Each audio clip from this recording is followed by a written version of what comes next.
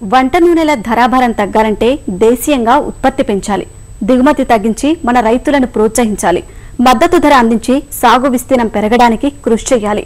అవి చేయకుండా నూనెల భారం తగ్గాలంటే తగ్గదు. దిగుమతులను ముద్దాడి మన రైతులకు మొండి చేయి చూపితే వినియోగదారులకు ధరాఘాతం తప్పదు. దేశవ్యాప్తంగా ఆయిల్ పామ్ సాగుకు అనుకూల పరిస్థితులు ఉన్నా పట్టించుకునేవారు లేరు.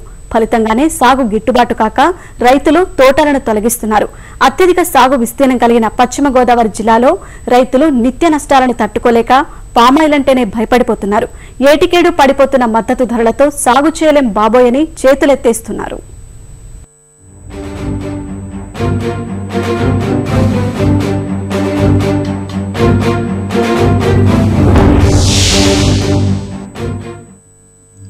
ఆరుగాలం పంట పండించే రైతుకి ఆదాయం రాకున్నా కనీసం పెట్టుబడి ఖర్చులైనా వస్తేనే సాగు చేయగలడు, తిరిగి అంతే పంట పండించగలడు.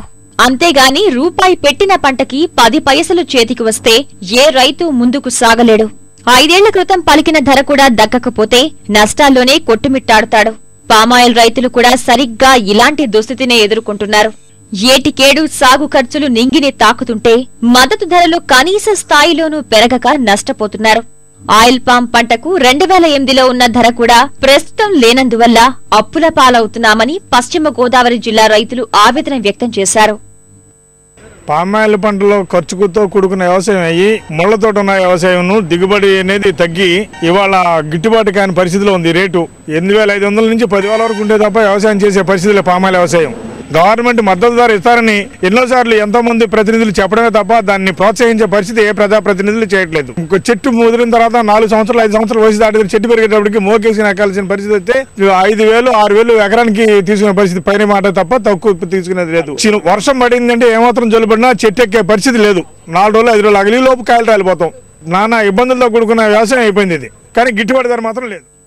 పశ్చిమ గోదావరి జిల్లాలో 50,000 హెక్టార్లలో పామాయిల్ సాగవుతుండగా మరో 30,000 హెక్టార్లకు విస్తీర్ణం పెంచాలని అధికారులు లక్ష్యంగా పెట్టుకున్నారు. సుమారు 25,000 మంది రైతులు, 1,50,000 మందికి పైగా కూలీలు ఆయిల్ పామ్ తోటల ద్వారా ఉపాధి పొందుతున్నారు.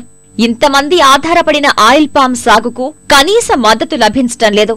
నిరుడు ఇదే సమయంలో 8,400 పలికిన ధర నేడు 6,200కు పడిపోయింది. గతేడాది కంటే ఈ ఏడాది ఎరువులు, పురుగు మందుల ధరలు భారీగా పెరిగాయి. సాగు ఖర్చులు, మద్దతు ధరలకు మధ్య పొంతన లేక రైతులు మరో మార్గం లేక తోటల్ని తొలగించేస్తున్నారు. మార్కెట్ ధర పెంచకపోతే కనుక వరసెట్టి రైతులు పామాయిల్ తోటలు తీసే స్టేజ్కి వచ్చేసారు. ఆల్రెడీ ద్వారకాతిరుమల మండలంలో దగ్గరగా 100 ఎకరం పైన తీసేశారండి. ఇంకా ఈ మండలంలో ఈ చివరి తక్కిలపాడు, గుండంపల్లి, లక్ష్మీనగరం, గంటేరుగూడు, మారంపల్లి ఇంకా ఈ లోన చాలా ఊళ్ళు ఉన్నాయండి. ఇదే పరిస్థితులు అందరూ కూడా ఒక నిర్ణయానికి వచ్చారు. మద్దతు ధర పెంచకపోతే కనుక అతి తొందరగా తోటలు తీసి వేరే ప్రత్యామ్నాయంగా కొబ్బరి తోటలు వేసుకునే అవకాశానికి ఎక్కువ మొగ్గు చూపుతున్నారండి.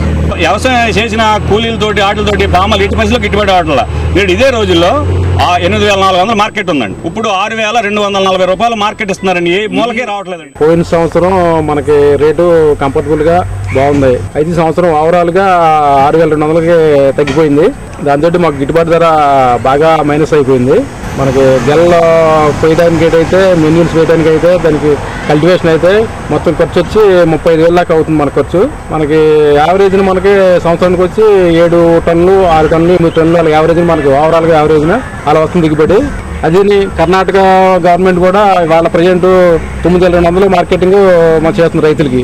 మాకు ఇక్కడ పక్క రాష్ట్రం మాది. పక్క రాష్ట్రంలో కూడా మన ఎంత దారుణంగా తగ్గిందంటే చాలా ఇబ్బందికరంగా ఉంది రైతులకి. ఈ ఏడాది వర్షాభావ పరిస్థితులు పామాయిల్ దిగుబడులపై ప్రభావం చూపాయి. గెలల ఉత్పత్తి బాగా తగ్గింది. కానీ కూలీలు, రవాణా ఖర్చులు మాత్రం నిరుటితో పోల్చితే రెట్టింపయ్యాయి. ఇలాంటి పరిస్థితుల్లో టన్నుకి 9,000 మద్దతు ధర ఉంటేగాని తోటలు పెంచలేము అన్నది రైతుల మాట. వివిధ కమిటీల నిపుణులు కూడా ఇంచుమించు ఇంతే మొత్తాన్ని ఇవ్వాలని సిఫారసు చేశారు. కానీ పట్టించుకునేవారు లేక కేంద్ర రాష్ట్ర ప్రభుత్వాల ప్రోత్సాహం అందక రైతులు ఆయిల్ పామ్ సాగుకు స్వస్తి చెప్పి ఇతర పంటల వైపు మొగ్గు చూపుతున్నారు. 6,210 రూపాయల రేటు 2008లో, ఇవాళ 2015 6,240 రూపాయలు. ఆ వేళకి 30 రూపాయలు డిఫరెన్స్ ఉందంతే. కమిటీ 8,500 పైగా అది రేటు నిర్ణయించారు కమిటీ.